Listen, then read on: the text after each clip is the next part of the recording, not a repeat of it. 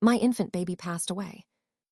I, a 20-year-old female, found out that I was pregnant with my daughter Sophia when I was 18 years old. It was a difficult pregnancy mentally, and I did not really know how I felt about the pregnancy to begin with. Her father and I were constantly arguing, which left me feeling small and insecure within myself and within my relationship. As for my daughter, she seemed extremely healthy at all of my obstetrician-gynecologist appointments. It was not until she was born that anyone discovered she had multiple rare heart defects. These defects were caused by a rare genetic mutation called DiGeorge syndrome. I cannot go too deep into what that is because I can barely comprehend what that was myself. All I understood was that she could not cry or eat like a baby with a healthy heart could.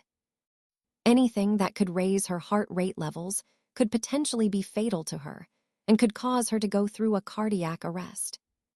For 4 weeks, my daughter was in the hospital before her cardiology team informed my boyfriend, who is now my husband, and me that our daughter had to be taken upstate to Stanford for a very specific heart surgery that she needed in order to survive. I was nervous to have her travel on a separate plane to Stanford, but I complied since it seemed like it was the best thing to do for her at the time. I went up to Stanford the next day, and my grandmother came with me so I would not be up there alone.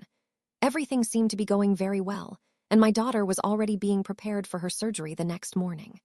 Doctors came into the room where I was holding my baby girl, explained how her surgery was going to proceed, and discussed all the risks involved. I signed every consent form that was presented to me. I did not care. I just wanted my baby to be happy and healthy.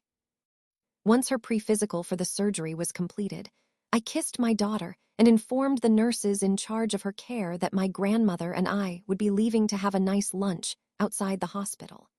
We had been in the Stanford hospital for about 3 days, and my grandmother thought it would be best for me to get out of the hospital for a little while. We reached the nearby mall, which was about a 10-minute drive away, and just as we sat down to order food, I received a phone call from the head doctor on my daughter's medical team.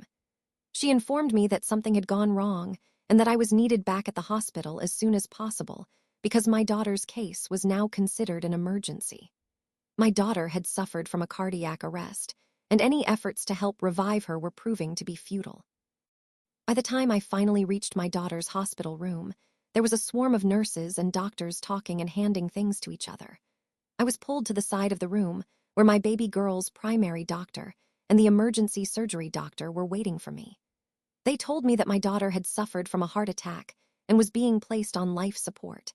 She had gone 45 minutes without proper oxygen levels reaching her brain, causing her to essentially go brain dead. I lost it. I screamed the most terrifying cry I have ever heard in my life.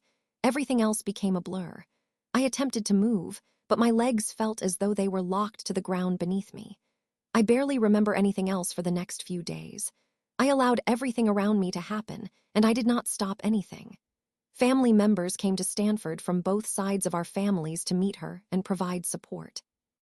It was not until 3 days after my baby was placed on life support that her father and I decided to take her off and let her go. It hurt, and I could not handle seeing my daughter on her deathbed alone. However, on the last night my daughter was alive, I finally gathered the courage to see her by myself after assuring family members that they could see her all day. The nurse caring for her that night was incredibly sweet, and I will never forget her kindness. She helped me get comfortable and positioned my daughter in a way that would make her most comfortable while I held her. The nurse left, and after 10 minutes of holding her, my daughter took her final breath, and I felt her body go limp. I sat there silently screaming until an actual noise finally escaped my mouth. Her nurse had heard my cry and came in.